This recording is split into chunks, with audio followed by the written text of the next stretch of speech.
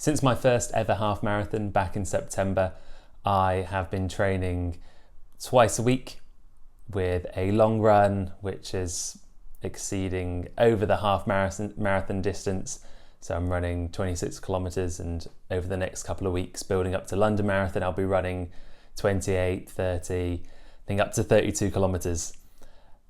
Having had that experience of running greater than the half marathon, the approach to it is far less scary. Once you've done one, you know you can do it. And then once you start training week by week, where you're doing 2, 3, 4, 5, 6 kilometers more than 21 kilometers, you just feel more comfortable and feel much more prepared for it. As well as doing the long distance run, I was also doing a track run each week.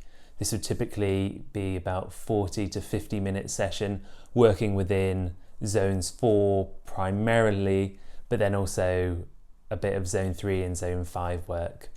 It was all about building that lactic acid threshold.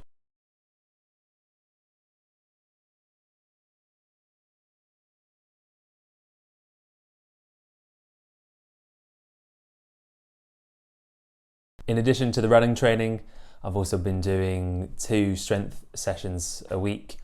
A lot of it has been single leg work, so lunges, split squats, and then working on the lower part of my calves using seated calf raises, as well as doing other upper body stuff and core work just to maintain that along the way. Having that strength gives you a bit more stability within your joints, and it just contributes more to the output that you're able to put during your running. So on the day itself, I started off with a coffee, as I always do. I then had overnight oats, which I'd made the previous day. These were oats, a scoop of casein, jam, and skyr yogurt. This recipe is from Philu, so a really good YouTuber who gives really high protein foods and just recipe suggestions. So yeah, really recommend him. And I ate these about 2 hours before, and then we headed to the venue. And on the day, I had actually only worn the trainers that I'd bought a couple of days ago for the first time. This would have been an issue, but luckily I was wearing 1,000-mile socks, and these ones have got an extra layer in, so it means that you're less likely to get blisters. I also wear them for when I play Vision-Impaired rugby, so it stops my boots from rubbing, and they're really good, so I really recommend them. And I was wearing a pair of Brooks trainers. I cannot remember what the specific brand they are. If you're able to see what it says on them, that's great.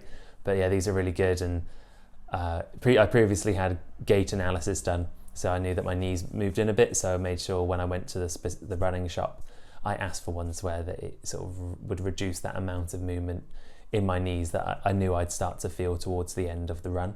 As well, I was wearing my running vest, and within that I had Lucozade in the pouches, and I had 4 gels, in which I used 3 of them, and I had those every 6 or 7 kilometers. So I was trying to maintain my energy levels as much as possible throughout the race. I think if I hadn't have done this, I would have crashed out and not been able to maintain the speeds in which we did. And it is vital that you make sure to fuel throughout the race. For me, my additional equipment were my Vision-Impaired running vest, just a t-shirt, so people knew that I was not going to be able to see them.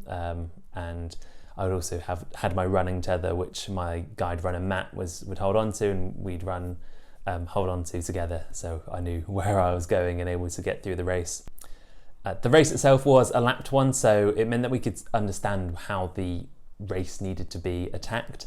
As we were doing laps, we knew what we were coming up to and how to attack each section. There were 2 quite long inclines, and those were really challenging, but we knew that if we had attacked those, sort of play within the zone 5 area, that once we got to the top, it leveled off and we'd be able to recover and drop back down to maybe high zone 3, low zone 4. And this really helped us. We maintained a really good rhythm and in the end achieved a 1 hour, 49 minutes and 12 seconds, which is just over 3 minutes faster than the previous half marathon. And we were really happy. We felt good afterwards. In the September before, we were just dead. We couldn't do anything, but we felt fine travelling home. Obviously I didn't have the burden of driving, but Matt was fine, apparently. In terms of recovery, when I got home, I had a protein shake and I had some protein balls which are made out of peanut butter, honey, oats, and again a scoop of whey protein, and just had a couple of those before having my actual lunch. I also stretched as well, and I stretched again in the evening. During the day I'd also put on some compression tights, and then I'd also had some compression socks as well, just to ease myself through the day and sort of reduce the amount of pressure that my joints needed me to do.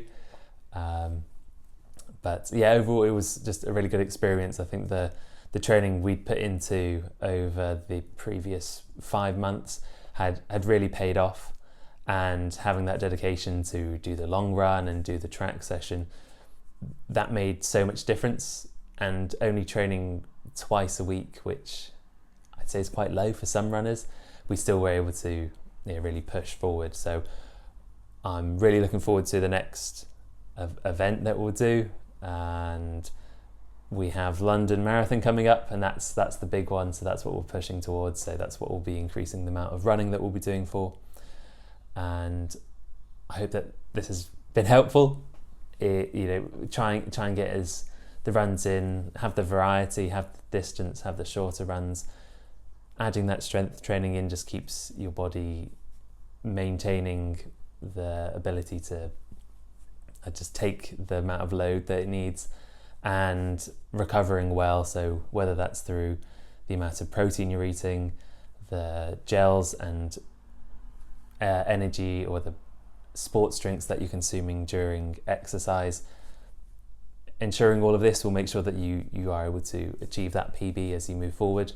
And having that mindset that once, if it's only 21 kilometers, which prior to doing that is intimidating, but running past that just it put me in the right mindset that I did 26 kilometers a few weeks ago, so 21, it's 5 kilometers less. That's really easy to do.